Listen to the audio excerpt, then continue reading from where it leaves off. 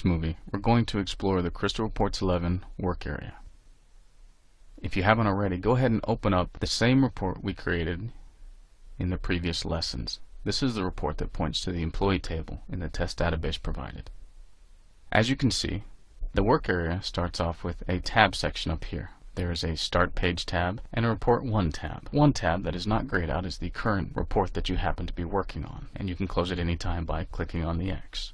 You can also have multiple reports open at the same time, although it's not a good recommendation to have them running at the same time. There's also an optional Start Page tab. This is completely optional. In fact, you can close out of it right now and not have to deal with it.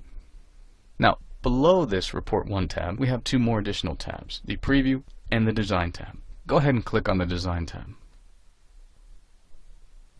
Crystal Reports divides its report layout into several layers or groups. The basic layer is the report header.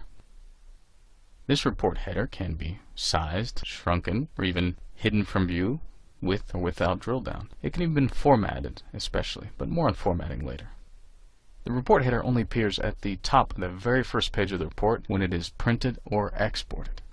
The page header, the one right below that, is if you have multiple pages to report and you need the headers to follow the columns of data. That way, if someone turns the page, they don't have to remember which column belongs to which piece of data. This is especially important when dealing with complicated data sets. The next section, which is optional, are the group header and footer sections. Now, in our previous lessons, we chose the employee ID as our group.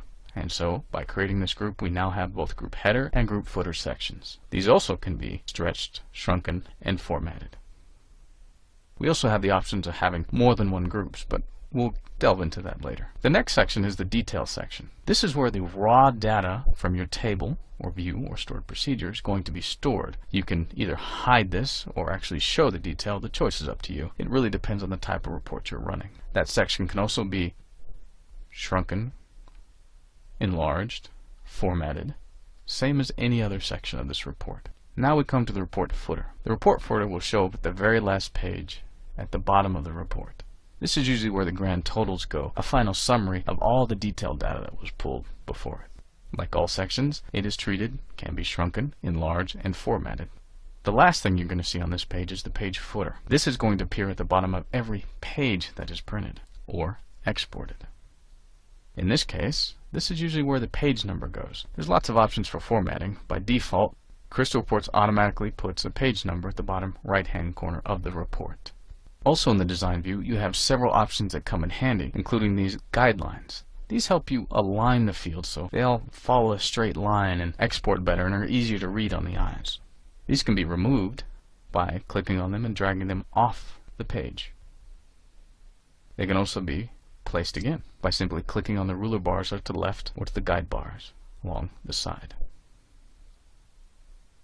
Go ahead and click on the Preview tab. The Preview tab is essentially a what you see is what you get screenshot of what your actual report is going to look like. As we can see, this report's a little bit disjointed, but we'll get into fixing it and formatting it and making it readable in a little bit.